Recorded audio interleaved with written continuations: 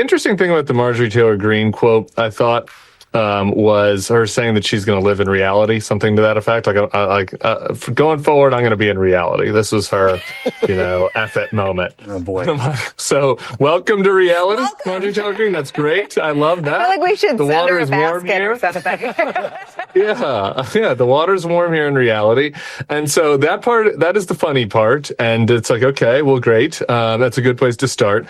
But there is like this kernel of truth there about where the pushback can come from, particularly on this issue when it comes to immigration, is that new people have to live in reality that haven't been before, right? Yeah. And I think this is true to the Rogan point. This is true to folks that are watching other networks at this time. What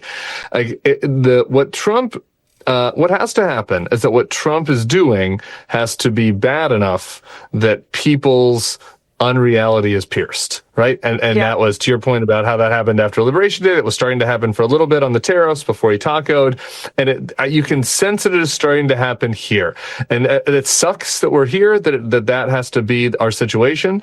But if, all of us can do our job and Jacob, obviously, at the front lines on the ground, can do a job of showing people the videos of this, of what is happening, and having people see firsthand the way regular people are being menaced, the way, old ladies going to get meat for a stew are getting menaced, the way that U.S. citizens are being menaced. I interviewed George Redis for the Board podcast last week, this guy that was the security guard outside the weed farm in California, who is a U.S. citizen, a veteran, and he gets tear gassed, racially targeted, jailed for 3 days, 2 days in isolation.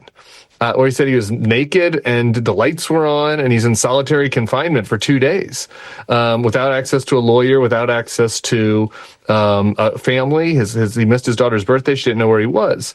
Like those stories, the examples of U.S. citizens, of veterans getting menaced, of people trying to live their lives, having it be disrupted by, these masked agents. There is a new batch of people that can be got on that are not for that, as long as they are made aware that it's happened, right? And like that is the challenging part.